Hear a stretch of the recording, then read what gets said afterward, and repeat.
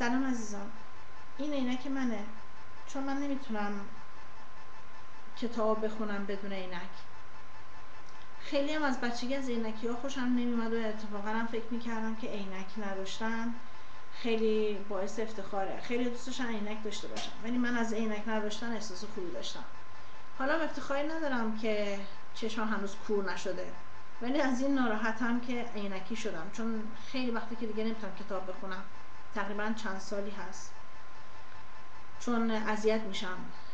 برای همین روش مطالعه‌ام هم خراب شده و احساسم آرامش خوندنم از دست داده.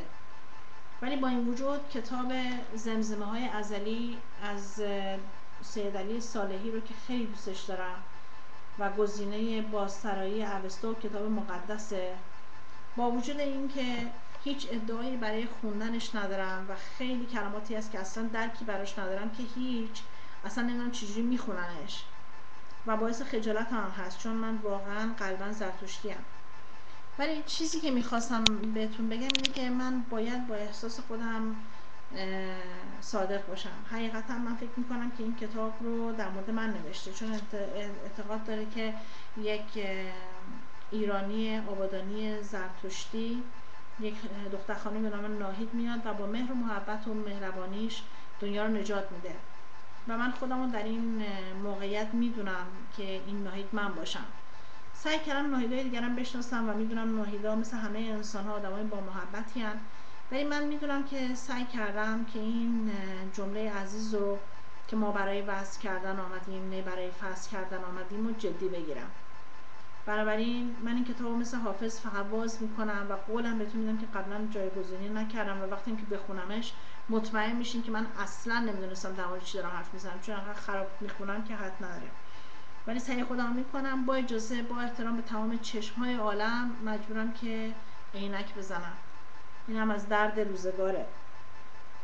در صورت یه جایی رو باز میکنم و از همتون، از تمام شاعرها به خصوص سید علی صالحی به خاطر اشتباه خوندنم معذرت خواهی میکنم و از تمام کسایی که گوش میکنن و هیچی سر در نمیارن طرز خوندن من. به نام عیسی مسیح، به نام حقیقت جهان و به نام خدای مقدس و مقدسین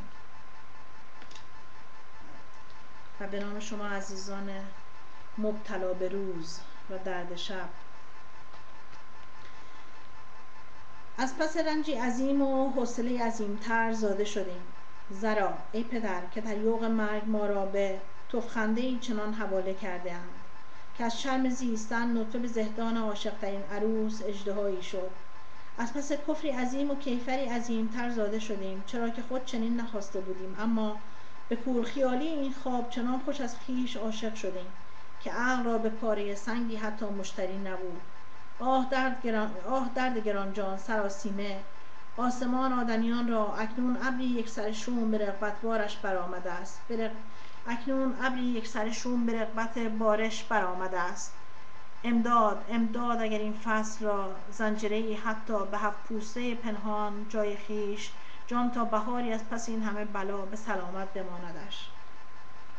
این صفحه 366 بود. اون صفحاتی که توش هست برام عزیز همش، ولی بعضی رو من اشتباه میکنم، به خصوص بعضی کلمات اوستایی توش هست که اصلا من باش آشنا نیستم و سخت خوندنش. یکی دیگه از اینا رو میخونم که توش نام ناهید اومده باشه. نوشته او را بیاب و کامیابش کن ای اردوسیر ناهید مقدس. من این اردوسیر رو درست میخونم یا نه دقیقا نمیدونم اینو چجوری میخونمش. او را که شریک اندوه آوارگان زمین است، او را که زخمه جانانش هزار و هزار و تنها ترانه های شادمانیش را خانه به خانه هدیه میکند. این جمله ممکنه عزیزترین جمله برای ایشون نبوده باشه توی این کتاب، ولی برای من عزیزه که نوشته که شریک اندوه آوارگان زمین است، او را که زخمه جانانش هزار و هزار و تنها ترانه های شادمانیش را خانه به خانه هدیه می کند. خلاصه این که زخمه جانانش هزار و هزار و تنها ترانه های شادمانیش را خانه به خانه هدیه می کند. من مطمئنم که درست مثل خود سید علی صالحی نمیتونم بخونم. هیچ ادعایی هم برای اینکه آدم کاملی هم ندارم، هیچ ادعایی هم برای دونستن این کتاب به طور دقیق ندارم. فقط برای من همین کافیه که من آدم مهربونیم و آدما رو دوست دارم و میخوام که همه دنیا در آسودگی باشه و در آرامش و حقیقت طلبم و حقیقت جو، و اینو میدونم که هیچ وقت به عمد به کسی صدمه‌ای نزدم و هیچ وقت بد کسی رو نخواستم.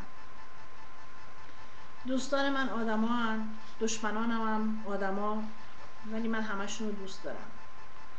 یه جا نوشته دیوان را مادرانی است، فرشتگان را مادرانی است و شب را همواره پا به جایی لجوجی که پی یران بیداری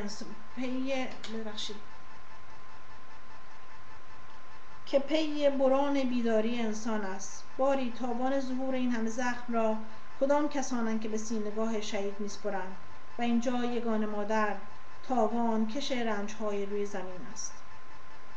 یگانه مادر من خودم رو میدونم، با وجود اینکه به همه مادران عزیز دنیا احترام میذارم و دوستشون دارم، ولی من دردی کشیدم برای بچه‌های عالم که فکر میکنم کمتر زنی کشته باشه. هر زنی یا بچه خودش رو خیلی دوست داره یا بچه‌ای رو که بهش احترام میذاره یا آدمایی که دوست داشتنی هم. ولی خدا میدونه من به خاطر تک تک موجودات روی این زمین برای پشه‌های عالم چه زحمتی کشیدم، برای مادر پشه‌ها و مردان زمین. چی بگم؟ این کتابو من خیلی دوست دارم. متاسفانه دیگه نمیتونم بخونم، چون هم خجالت میکشم موقعی که چشمم نمیبینه، هم دیگه به قول بزرگان متوجه شدم که هیچ اطلاعاتی در مورد هیچ چیزی، هیچ ادبیاتی و هیچ احساسی ندارم و هیچ آدم خاصی هم نیستم. یه موجود متبارک مثل هر موجود دیگه ای که شانس زندگی کردن رو تو این جهان داشته. از زندگی کردن خودم خوشحالم. ببخشید. اردوسور نوشته اردوسور ناهید از آن سرچشمه جوشان است. نمیدونم اصلا نمیدونم چجوری میشه خوند، اصلا هیچ چیزی هم نذاشته. کلمه به این سختی رو من نمیدونم باید چجوری خوند و اصلا معنیش چیه. و واقعا تعظیم میکنم با تمام وجودم به این آدم مبارک آقای سید علی صالحی که نمیشناسمشون از نزدیک، که چنین اطلاعات عمیقی دارن در مورد اوستا. من تنها چیزی که در مورد خودم میدونم از این کتاب هستش این هستش که کسی که جویای حقیقتی آشکار است، کسی که نفریبد و کسی که فریفته نخواهد شد. یه بار این قسمت رو صفحه 127 میخونم با عینک شاید بهتر شه. شکفتن و لبخنده که نام من است، یله در هوای مهربانی که نام من است. منی که پشت و پناه راستی و حقیقتم، پرورنده نماز و نوازش انسان. کلام پرونش که نام من است، کسی که جویای حقیقتی آشکار است، کسی که نفریبد و کسی که فریفته نخواهد شد. بهار و ترانه که نام من است. میگم اصلا خوشحال نیستم که با عینک حقیقت رو میخونم، چون چشم علامت حقیقته. چشمای منم الان بسته شد به جای اینکه باز بشه. چشمای منم اصلا مشخص نیست دیگه. تو این کله گنده‌ای که این داروها برای من به وجود آورده دیگه هیچ چشمی دیگه پیدا نمیشه.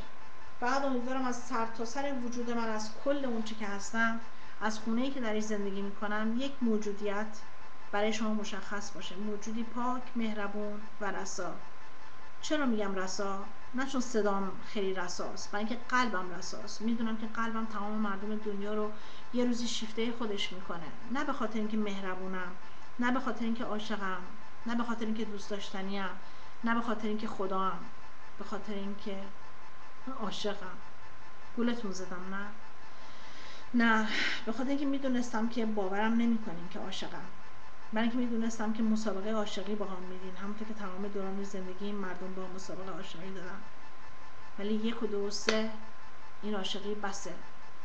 بهتون قول میدم در این مسابقه هیچکی به پای من نرسه. خدا مهر و محبتتون و زیبایی وجودتون رو تقدیم خودش کنه.